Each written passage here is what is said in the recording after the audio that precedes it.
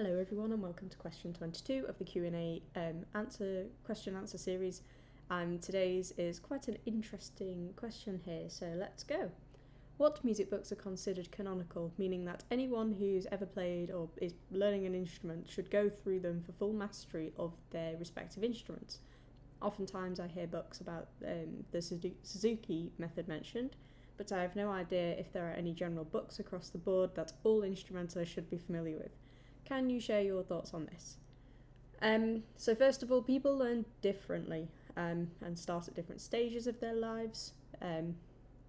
So that really makes it difficult to give a one-size-fits-all method, particularly not even just per instrument, particularly across the board. It's like that's almost impossible because every instrument has its limitations, or in some cases not limitations. It's idiopathic, I can't remember the word. There's a term for it, and I'll have to have a look and put it in the comments afterwards because I cannot remember it. But I remember doing a lot of music lessons about it when I was younger. There's a lot of parts about instruments, and even instruments you could group together and say they're quite similar. You still can't really have the same book on them. That's why there's method books specifically for trumpet, specifically for flute, saxophone, clarinet, violin. And when you've got transposing instruments, it makes it very difficult to work with. But yeah, so they don't exist, in my true opinion. As a ukulele student that you are, the person that asked this question, Todd, thank you. There's not a lot out for ukulele, so actually this question's a little bit frustrating to answer in a ukulele sort of position. So I will give more feedback on how I act as a piano teacher. But as a ukulele player, there's sort of our ukulele from the beginning books we use and other books that are very similar to that. And then there's really sort of your basic really children book sort of things that are just essentially chord charts. And then there's like your exam syllabus things. But then beyond that, there's not really a lot out there. It's sort of a strange territory, really. I think more people need to get out there and write ukulele books that are sort of helpful for children. Now, the Suzuki method that you mentioned was actually developed by the Japanese violinist Suzuki after he was really struggling as an adult to learn German, but noticed that children could pick up their native language really easily, and they pick it up by listening, by imitating, by repeating. And he decided that children should learn an instrument in the exact same way. So he emphasizes in his teachings character first, ability second.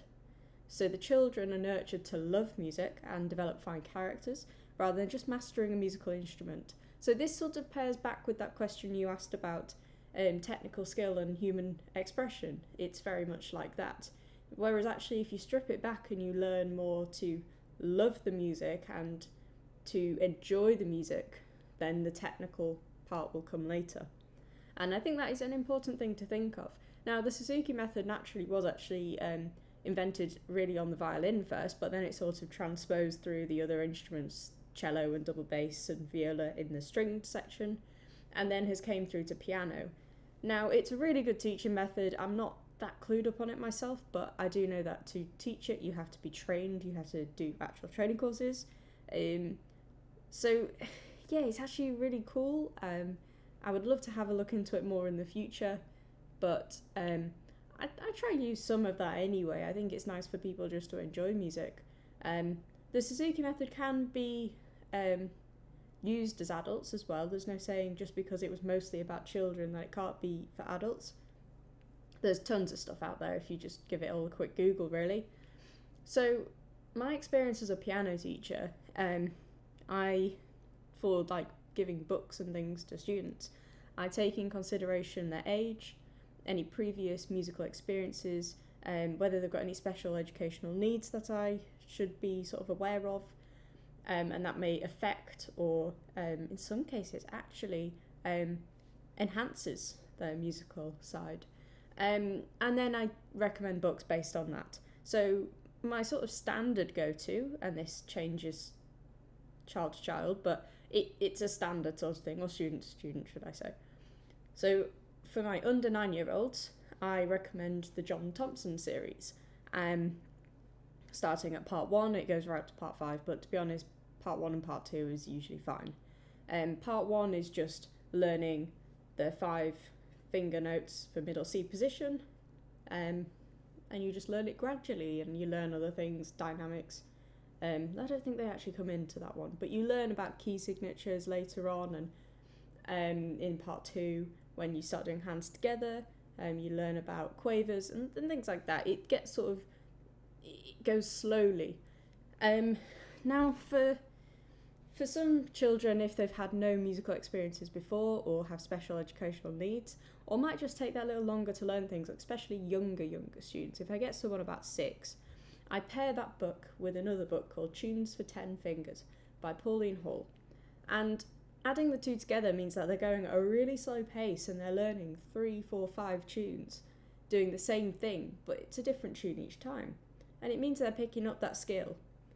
And it makes them so much more confident by the time they get to the part 2 book, because they've had a bit more sort of work to do on their way.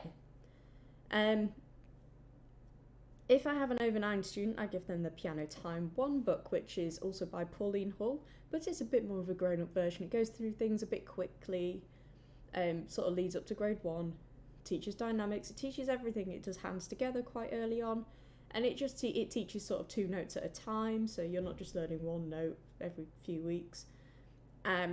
It's so much more movementy. Some under 9s are a bit more switched on, so I give them that one.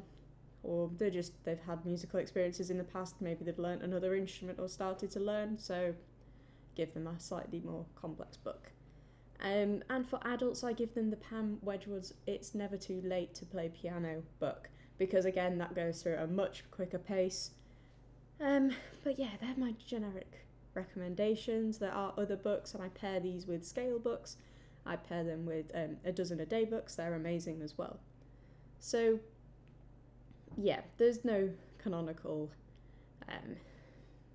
music book set, series, method, whatever you want to call it, out there.